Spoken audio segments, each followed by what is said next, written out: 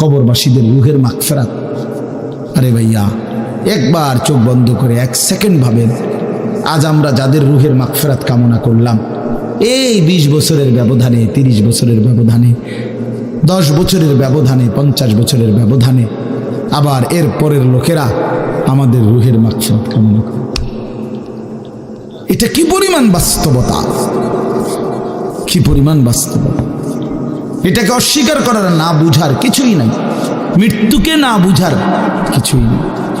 কারণ এত বেশি জলজ্জান্ত আল্লাহ তাআলা এটা আমাদের সামনে দেখাইছেন, এত মানুষের মৃত্যু আল্লাহ আমাদের সামনে দেখাইছেন, এটাকে অস্বীকার করার, না বুঝার কিছুই নেই। গাফেল সন্তান কোনো কিছুতেই যাকে কোনো আসর করে না।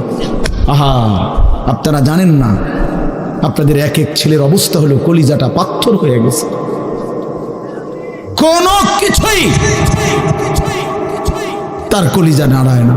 এত শক্ত জানোয়ার যে খোদার 365 দিনে কোনো দিন ফজরের নামাজ পড়ে না, একদিনও না। মানুষের বাচ্চা এত বড় জানোয়ার হয় কেন?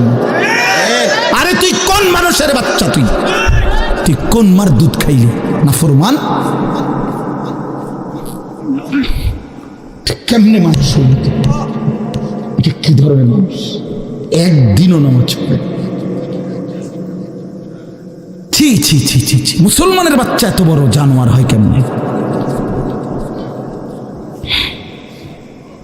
কোনো দিন নামাজ পড়ে না, 6 মাসে 9 মাসে কোনো দিন বলতে পারবে না নাফরমান কোনো দিন 5 ওয়াক্ত নামাজ পড়ছে কিনা। হায় হায়, এত বড় অসভ্য! মায়ের সন্তান হয় কেমনে? বাবার সন্তান হয় কেমনে? চিন্তা কর। কোনো কিছুই ছেলে পেলেদের হালাত হলো এই পরিমাণ লাগাম ছাড়া। কিসের মা, কিসের বাবা, কে তার মা, কে তার বাপ, কে কি তার ধর্ম, তার আল্লাহ কে, তার রসুল কে, তারে বানাইছে কে, আসছে কোত্থেকে, কেন আসছে, কি করতেছে, কি করছে, কিচ্ছুর খবর,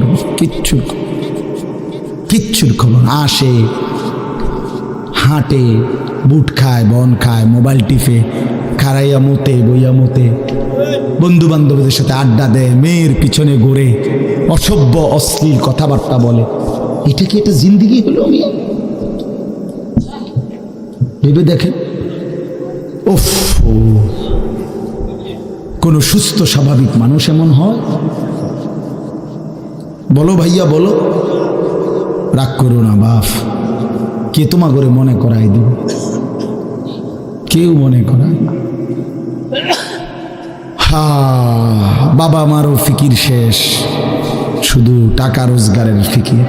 দেশে থাইকা পারো, নইলে বিদেশ গিয়া পারো, কোনো না কোনো ভাবে পয়সা রোজগার করো। টাকা রোজগার করলে মা বাপ খুশি, টাকা রোজগার না করলে না অখুশি। খালাস। এরপরে ইমান আছে কিনা, ইসলাম আছে কিনা, নামাজ আছে কিনা, কোরআন আছে কিনা, আল্লাহ চিনি কিনা, হালাল হারাম কিনা, জায়েজ না জায়েজ না, এত কিছু আমার দরকার। ফুতেরে জিগায়ও না যে ফুত কামাই যে করতেছ, কি হালাল কামাই করো না হারাম, না, এত কিছুর দরকার কি? টাকা দিতেছে, খাইতেছে, ঘুমাইতেছে, বিল্ডিং করতে আসে, জমি কিনতে আসে, আপেল মালটা খাইতেছে।